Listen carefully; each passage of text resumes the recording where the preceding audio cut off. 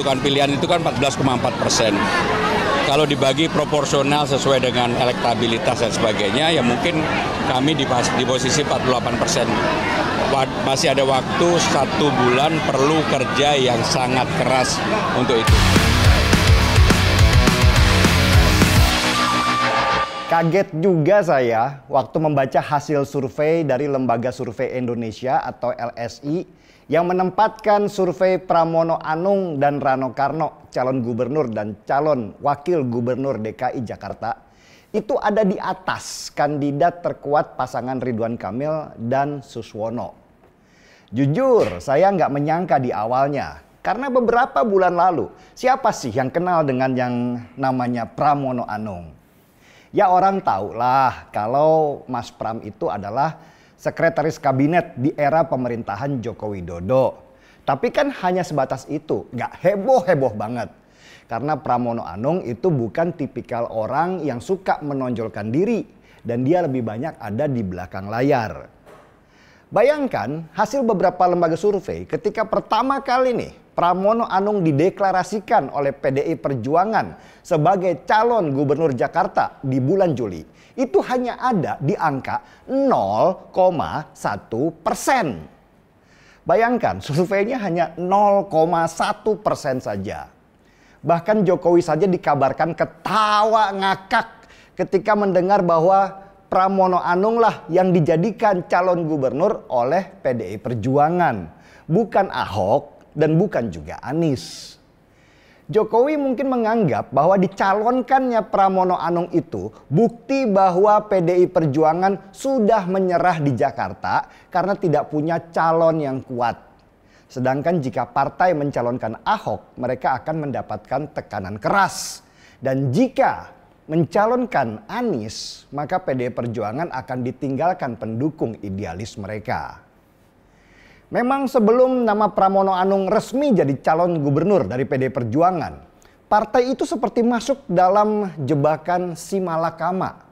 Sesudah Mahkamah Konstitusi membatalkan rancangan undang-undang pilkada yang membuat Ridwan Kamil batal melawan kotak kosong. Nama Anies akhirnya menguat di internal PDI Perjuangan pada waktu itu. Karena beberapa elit partai menganggap kalau ingin menang harus Anies Baswedan lah calonnya. Karena nama Ridwan Kamil pada masa itu terlalu perkasa.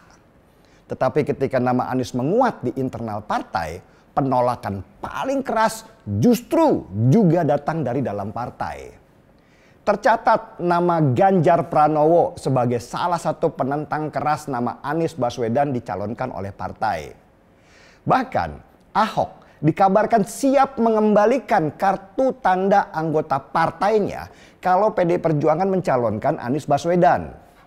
Dan akhirnya internal di dalam PDI Perjuangan terbelah antara kubu yang setuju Anies Baswedan maju dan kubu yang menolak.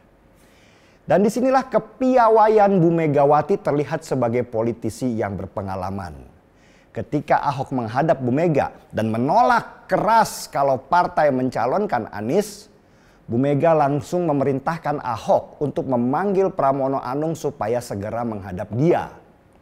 Dan Pramono Anung yang dalam kondisi bingung, semakin bingung ketika diperintahkan oleh Bu Mega bahwa dia akan dicalonkan oleh PDI Perjuangan di DKI Jakarta. Tetapi perintah tetaplah perintah. Dengan penuh keraguan, Pramono Anung menghadap Jokowi dan meminta izin untuk mundur dari kabinet supaya dia bisa mempersiapkan dirinya menjadi calon gubernur DKI. Dan Jokowi kabarnya ketawa keras karena sama sekali nggak membayangkan bahwa Pramono Anung lah yang akhirnya dicalonkan oleh PDI Perjuangan. Jokowi mungkin berpikir Pramono Anung pasti kalah dan jalan buat Ridwan Kamil akan semakin mulus di Jakarta yang akan menguatkan kaki-kaki Jokowi di pilkada di banyak daerah. Tetapi situasi tiba-tiba berbalik.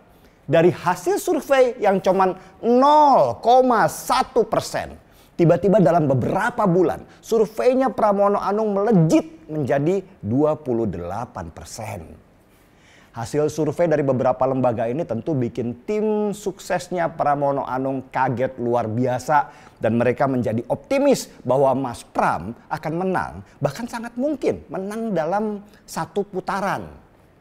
Sedangkan di kubu Ridwan Kamil itu sebaliknya. Mereka juga kaget luar biasa dan kepanikan melanda. Hasil survei Ridwan Kamil terus turun. Meski Ridwan Kamil sudah keluarkan jurus-jurus andalannya, mulai dari mobil curhat sampai bangun Disneyland yang gak jelas juntrungannya. Dan hasil survei terbaru yang dari LSI kemarin, juga beberapa lembaga survei lain, nama Pramono Anung itu terus meroket naik. Sedangkan nama Ridwan Kamil merosot turun. Kedua nama ini sekarang ketemu di tengah, di angka sama-sama 40%-an. Dan situasi ini membuat Ridwan Kamil tambah panik. Karena ternyata mesin partai pendukungnya pun tidak berjalan dengan maksimal. Coba bayangkan, Ridwan Kamil didukung oleh 15 partai politik di Jakarta. Sedangkan Pramono Anung itu hanya didukung oleh PDI Perjuangan sendirian. Meski nama Ridwan Kamil di survei itu lebih populer daripada nama Pramono Anung, tapi ternyata popularitas Ridwan Kamil itu tidak menjamin orang Jakarta akan memilih dia. Apalagi di media sosial banyak tersebar bukti-bukti kegagalan Ridwan Kamil ketika dia memimpin Jawa Barat selama 5 tahun. Orang Jakarta punya rekam jejak buruk Ridwan Kamil. Ada beberapa analisa kenapa Ridwan Kamil namanya semakin turun sedangkan Pramono Anung itu terus menguat. Yang menarik buat saya adalah analisa bahwa Ridwan Kamil yang awalnya disupport oleh Jokowi sekarang ditinggalkan karena Jokowi tidak lagi menjadi presiden. Yang berarti kekuatan dia tidak lagi seperti pada waktu Pilpres 2024. Pengaruh Jokowi sekarang itu sangat terbatas. Sedangkan presiden baru Prabowo Subianto nggak lagi cawe-cawe di urusan pilkada. Bahkan di Jawa Tengah pun yang kabarnya Jokowi akan pakai kekuatan penuh, ternyata ikatannya itu semakin longgar, semakin berkurang. Nama Andika Perkasa semakin kuat melawan Ahmad Lutfi, calon yang direstui oleh Jokowi. Jika akhirnya Pramono Anung bisa menang di Jakarta, maka saya yakin militansi pendukung PDI Perjuangan itu akan semakin kuat sesudah di 2024 mereka hancur lebur akibat penguasa bermain di pemilu. Dan ini bisa menjadi titik kebangkitan PDI Perjuangan untuk pemilihan legislatif di tahun 2029 nanti. Jadi menurut kalian apakah Pramono Anung dan Rano Karno bisa menang satu putaran? Kita lihatlah sambil seruput secangkir kopi tanda memulai kembali perlawanan. Jakarta ini harus menjadi contoh banyak daerah bahwa mereka adalah pemilih rasional, bukan pemilih karena mengkultuskan seseorang. Untuk Jakarta, saya angkat secangkir kopinya.